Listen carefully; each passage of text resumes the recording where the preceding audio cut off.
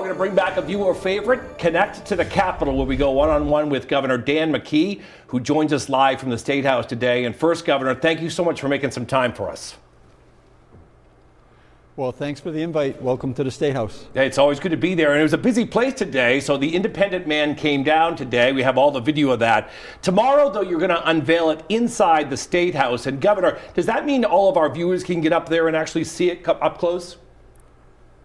Yeah, 9:30 tomorrow morning, we'll have an announcement about, having the public come in and start seeing, right up front and personal the independent man that came down today, and we thank all the workers for the successful journey from the top of the State House down to the into the lobby of the State House. Going to be a busy place in the State House. You also have a Christmas tree lighting coming up as well, I am assuming, Governor?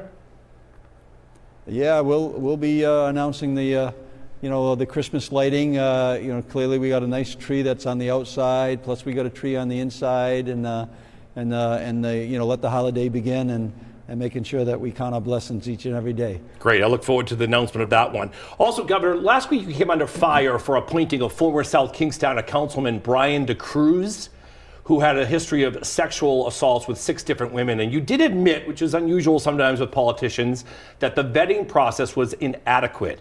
But some people had pointed out that if our viewers just Googled that name, they would have seen his past. So I'm wondering how you missed it and what have you done since this has happened? Well, we reviewed the updated information and we agreed with Mr. DeCruz that that was the right thing to do to resign. We'll be putting in a new appointee, within due time. And yes, we did acknowledge that the process was could have been more, thorough in some ways, and we're making adjustments to make sure that that doesn't happen again. Governor, did you or anyone in your administration know about his past during the process? Well, again, like I said, we reviewed the situation. It certainly became a polarizing public issue, so I think it was addressed properly. But did anybody know about this? Did you or your administration know about his past when you were in the process of appointing him? Well, I think that there certainly was some information about the past and whether it was a local political issue or not. But like I said, as things unfolded, we agreed with Mr. DeCruz that it was the best thing to do was to, put his resignation in. We'll find a good replacement. We've acknowledged that the vetting process could have been done better, but at the same point in time, we'll make those adjustments to make sure that the Ethics Commission is an important position, and we want to make sure that there's no controversy related to the individuals that serve on that. They got work to do. Right, especially a past of sexual assaults. Governor, let's move on to the next one. The local fishing industry has now been joined by Newport, Block Island, Rhode Island Energy, and some local environmentalists. And speaking out or suing Orsted, the company set to build 62 turbines off the coast. I wanted to get your updated kind of feeling about where this is going. Yeah, so we're very, very pleased that Orsted is going to continue the process on the Revolution Wind. We're partnering in with the state of Connecticut.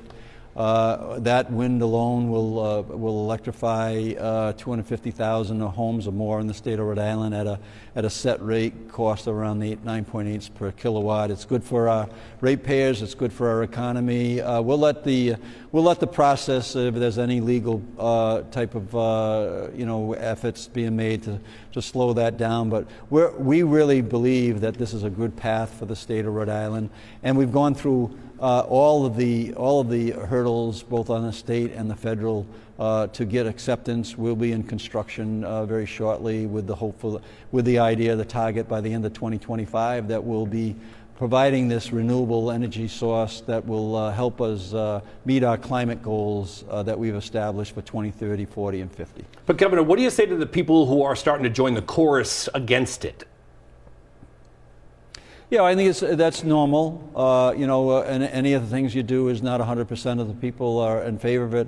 I just can tell you, as governor, this is in the best interest of the state's economy, the ratepayers, And also, this aligns ourselves to the goals that I've signed on the Act on Climate to reduce our carbon emissions by 20, 30, 40, and 50, respectively, and also our idea that, you know, the legislation that I, again, passed by the General Assembly, I've signed to meet certain goals in terms of making sure that we have 100% of our, you know, of our electric energy coming from renewables by the mid-2030s. So, right. So we're very pleased. As you know, Orsted has stepped away from other projects. They're not stepping away from this project. This is very good for the state of Rhode Island. We'll let the process of the legal process, or the, you know, that particular process you're talking about, that'll run its course, and then we'll continue the project that we're very pleased that Orsted is going to be investing in, and it's going to help us open up you know, an idea of a port, you know, for a supply chain port in East Providence. This is all good for the economy, jobs, and of course the idea of meeting our goals on the Act on Climate 2030, 40, and 50. All right, Kevin, I just want to follow up on this, but I want to get to a viewer question. But we're having a town hall on climate change on Thursday night at 7 o'clock here, which we pre-taped, and within 24 hours of taping, Orsted canceled on us and had no answers. Do you think that they're really reaching out to taxpayers and explaining their side? Well, I would hope that they would definitely answer the questions that are being asked of them, just as I am here right now today, and explaining why I do believe this is really beneficial for the state in the short and the long term.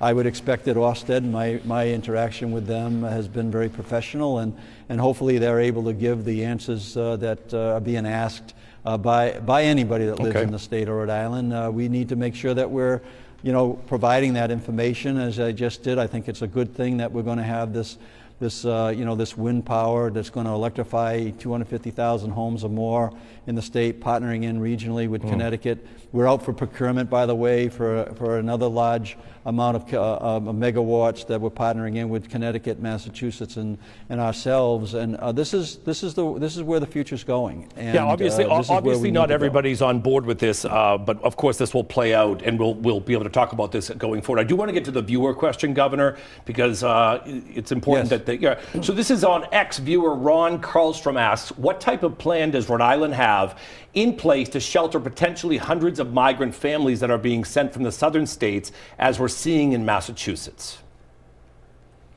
Yeah, so the migrant issue, you know, we certainly are putting a great deal of resources into housing, whether it has to do with the homeless or whether it has to do with our affordable or low income. I think we're close right now, about $500 million of all-in investment, maybe a little bit more south and north of that.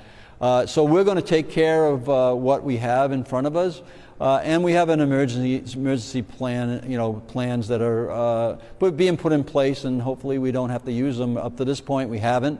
I anticipate that it'll be, you know, we'll be servicing the people that are currently living in the state. But if we get more, you know, influx of people, just like we did on the Afghan refugees or the Ukraine refugees, you know, we certainly did our part in terms of doing our part for a small state. But we're not looking to really increase that footprint, and if we need to address it, we will. Okay, well, I hope that Ron got his question answered. And then, Governor, again, want to thank you for your time and talking to the taxpayers directly here on NBC 10.